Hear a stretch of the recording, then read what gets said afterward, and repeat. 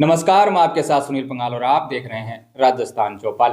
तो साथियों, राजस्थान का झुंझुनू जिला अपनी बहादुरी और हवेलियों के लिए जाना जाता है। लेकिन गुडागोड़जी इलाके की एक हवेली में सोमवार की सुबह जो मंजर देखा, उसने पूरे राजस्थान को हिलाकर रख दिया। एक 65 साल की बुजुर्ग महिला जो बरसों से अपनी पुश्तैनी हवेली की रखवाली कर रही थी, लेकिन उसकी बेरहमी से गला रेत कर हत्या कर दी गई। कमरे की दीवारों पर बिखरा खून एक खौफनाक कहानी को चीख चीख कर कह रहा था। क्या ये सिर्फ एक लूट थी या फिर इस हवेली के बंद दरवाजों के पीछे कोई गहरा राज दफन है?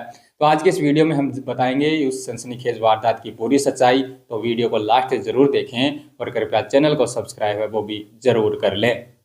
तो साथ ही दिल दहला देने वाली वारदात हुई है गुडागोड़ी क्षेत्र के गुडा गांव में, जहां शिकार बनी 65 वर्षीय सीता देवी महाजन। सीता देवी उस विशाल हवेली में बिल्कुल अकेली रहती थी। उनका ना कोई सहारा था, ना कोई संतान थी।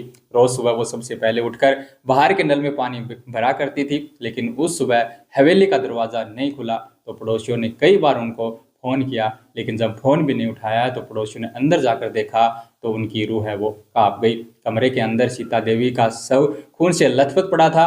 फर्श से लेकर दीवार तक हर तरफ संघर्ष के निशान थे, क्योंकि बदमाशों ने धारदार हथियार से उनका गला रेत दिया था। लेकिन सवाल यह है कि आखिर उन हत्यारों को पता कैसे था कि सीता देवी उस वक्त अकेली और बेबस होगी? पुलिस जब मौके पर पहुंची तो नजारा कुछ और ही इशारा कर रहा था। कमरे की अलमारियां खुली थी, सामान बिखरा पड़ा था। पहली नजर में लगा कि लूट की वारदात है, लेकिन यहाँ एक ट्विस्ट और आया। ग्रामीणों के मुताबिक सीता देवी ब्याज पर पैसे देने का काम किया करती थी। क्या कातिलों को पता था कि हवेली में मोटी नकदी और जेवरात रखे हैं? इस बीच सबसे हैरान करने वाली बात यह रही कि सीता देवी ने आखिरी सांस तक उन दरिंदों का मुकाबला किया। कमरे की हालत देखकर लग रहा था कि उन्होंने कातिलों को रोकने की पूरी कोशिश की, लेकिन एक बुजुर्ग महिला उन जालिमों के सामने हार गई।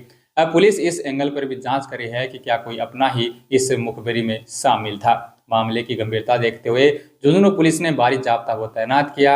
एफएसएल की टीमें और डॉग स्क्वाड की टीमें मौके पर पहुंची और सबूत जुटाए, और पुलिस अब गांव के रास्तों पर लगे सीसीटीवी कैमरों को भी खंगाल रही है और सीता देवी के संपर्क में रहने वाले लोगों की कॉल डिटेल भी निकाली जा रही है।